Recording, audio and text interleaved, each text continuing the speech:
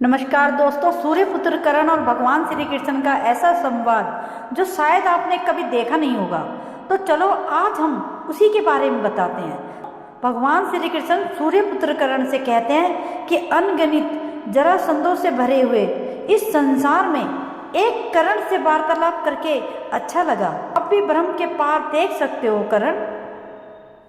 सूर्यपुत्र कर्ण श्री कृष्ण से कहते हैं कि है कि नहीं, क्योंकि जिस युद्ध में आप शामिल हो रहे हैं वहां किसी और का युद्ध करना व्यर्थ है। तभी श्री कृष्ण कहते हैं कि नियति के चक्कर को कौन समझ पाया है कर्ण। कौन जाने वह दिन आए कि हम दोनों युद्धों में शामिल हों और मैं शामिल होकर भी शस्त्र ना उठा पाऊं। श्री कृष्ण हंसते हुए कहते हैं, अरे अरे अरे, अरे इतने गंभीर क्यों हो गए कर्ण। मेरी हर बात का विश्वास करोगे तो चले जाओगे, यदि मेरी हर बात पर अब विश्वास किया तो और अधिक चले जाओगे। अब सोचने में ज्यादा समय बर्बाद मत करो कर्ण, रथ पर बैठो। सूर्यपुत्र कर्ण कहते हैं कि मैं आपकी यह पहली भी नहीं समझ पाया वासुदेव श्री कृष्ण।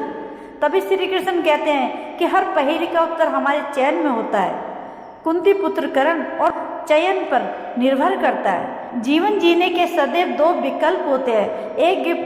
एक विकल्प होता है इस पाषाण खंड की भांति, जो अपने अहंकार, अपने हट और अपनी जड़ता के कारण भारी और कठोर हो जाता है, जो ना अपना चुना हुआ मार्ग बदलता है और ना ही अपने विचार बदलता है। उसका शुरू इस पाषाण खंड की तरह होता है, जिसका ज्ञान पाने में ऋषि मुनि अपना सारा जीवन बिता देते हैं।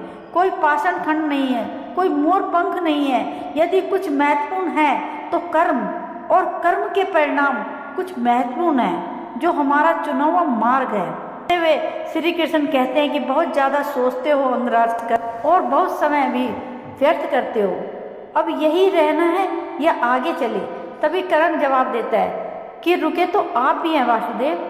तभी श्री कृष्ण कहते हैं कि कहा था ना, जीवन मार्ग में रुककर देख लेना चाहिए कि लक्ष्य उचित है या नहीं, और हमारा मार्ग हमारे साथ छल तो नहीं कर रहा। उसके बाद कर्ण कहते हैं कि कहीं इसका संबंध पाषाण खंड और मोर पंख के चुनाव से तो नहीं। तभी श्री कृष्ण कहते हैं कि नहीं, आवश्यक नहीं कि हम केवल पाषाण खंड या मोर पंख ही हों। कभी कभी कर्म के साथ नियति भी महत्वपूर्ण होती है। हम में से कुछ पाषाण पाने के लिए नियति होते हैं, हम में से कुछ कभी कभी कर्म के साथ निर्मित भी महत्वपूर्ण होता है। हम में से कुछ पाषाण पाने के लिए निर्मित होते हैं, मोर पंख के लिए वायु का और निर्माण के लिए अग्नि का। तभी कर्ण कहते हैं कि निर्माण के लिए अग्नि का, परंतु अग्नि तो सब भस्म कर देती है। श्री कृष्ण कहते हैं कि हाँ, परंतु यही अग्नि पवित्र भी तो करती है। अंगराज कर्ण, सारथी का कार्य केवल मार्ग दिखाना होता है, चयन तो रथी ही करेगा। फिर भी यदि समय आने पर चुनाव करना पड़े तो किसका चुनाव करोगे अंगराज। तो कर्ण कहते हैं कि मित्र दुर्योधन का, इसलिए नहीं कि मैं उसके प्रत्येक कर्म को उचित मानता हूँ, परंतु इसलिए कि उन्होंने मेरी तब सहायता की जब सब की दृष्टि में मैं तुच्छ था। मैं पाषाण होने का विकल्प चुन चुका हूँ, क्योंकि जल रूपी निर्मित बनकर दुर्योधन ने मुझे संभाला है। तो श्री कृष्ण कहते कि चयन तुम्हारा है अंगराज, परंतु स्मरण रखना कि हम कर्म चुनते हैं और कर्म हमारा परिणाम होता है। तो दोस्तों, आपको भी श्री कृष्ण और अंगराज कर्ण के बीच का ये संवाद कैसा लगा, कमेंट करके जरूर बताएं, और कमेंट में जय श्री कृष्ण जरूर लिखें और बेल आइकन को जरूर दबाएं, ताकि ऐसी और भी फैक्ट वाली वीडियो आए तो उसका नोटिफिकेशन आपको सबसे पहले मिल सके। थैंक यू सो मच दोस्तों।